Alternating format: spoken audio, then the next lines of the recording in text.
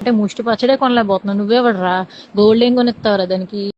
అలేఖ్య చిట్టి పికిల్స్ రేట్లు కొంచెం ఎక్స్పెన్సివ్ గా ఉన్నాయి అని అడిగిన కస్టమర్కు ఎలాంటి సమాధానం ఇచ్చారంటే ఆ ఆడియో విన్న ప్రతి ఒక్కరికి కూడా దిమ్మదిరిగి కళ్ళు బయర్లు కమ్మేస్తాయి. సోషల్ మీడియాలో అలేఖ్య చిట్టి పికిల్స్ గురించి ప్రత్యేకంగా చెప్పవలసిన అవసరం లేదు. ఇది రీసెంట్ గా ట్రెండ్ అవుతున్న టాపిక్. వీళ్ళు అమ్మే పికిల్స్ కి ఒక కస్టమర్ వాట్సాప్ లో కాంటాక్ట్ అయితే వీళ్ళు ఆ పచ్చళ్లకు సంబంధించిన రేట్స్ పెట్టారు. రేట్స్ కొంచెం ఎక్స్పెన్సివ్ గా ఉన్నాయి అని ఆ కస్టమర్ అడిగితే వీళ్ళిచ్చే సమాధానం చూస్తే ఒక్కొక్కరికి కళ్ళు బయర్లు కమ్మేస్తాయి. ప్రజలు ఎంత అమాయకులంటే ఎవరో ఒకరు సోషల్ మీడియాలో కొంచెం ఫేమస్ అయితే చాలు వాళ్ళు పచ్చళ్ళమ్మినా బట్టలమ్మినా వాళ్ళు ఎలాంటి పనికి మాలిన యాప్స్ ప్రమోట్ చేసినా వాళ్ళని గుడ్డిగా ఫాలో అయిపోతూ తేకొనేస్తూ ఉంటారు. అసలు ఊర్లో ఎక్కడా షాపులు లేనట్టు వీళ్ళు ప్రమోట్ చేసే ఫేస్ వాష్లు, వీళ్ళు ప్రమోట్ చేసే పచ్చళ్ళు, వీళ్ళు అమ్మే బట్టలు, ఆఖరికి పనికి మాలిన బెట్టింగ్ యాప్స్ ని కూడా తెగ ఫాలో అయిపోతూ ఉంటారు. అసలు ఆ కస్టమర్ ఏం తప్పు మాట్లాడారు? రేట్లు కొంచెం ఎక్స్పెన్సివ్ గా ఉన్నాయి అనే మాటకి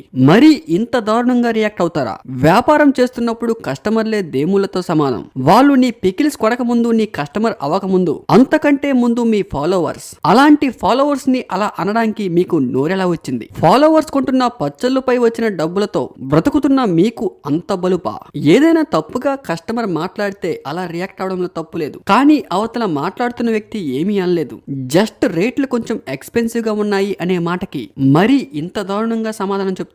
పాపం ఆ కస్టమర్ ఎవరో కానీ జీవితంలో ఎప్పుడు కూడా ఆన్లైన్ లో ఏ వస్తువు కూడా పర్చేస్ చేయరు. బయట ఎక్కడైనా కూరగాయలు కొనాలన్నా కూడా బేరం ఆడకుండా కొనుక్కొని వెళ్ళిపోయేలా చేశారు. వీళ్ళు మాట్లాడిన మాటలపై మీ అభిప్రాయాన్ని కామెంట్ రూపంలో తెలపండి. Thank you for watching.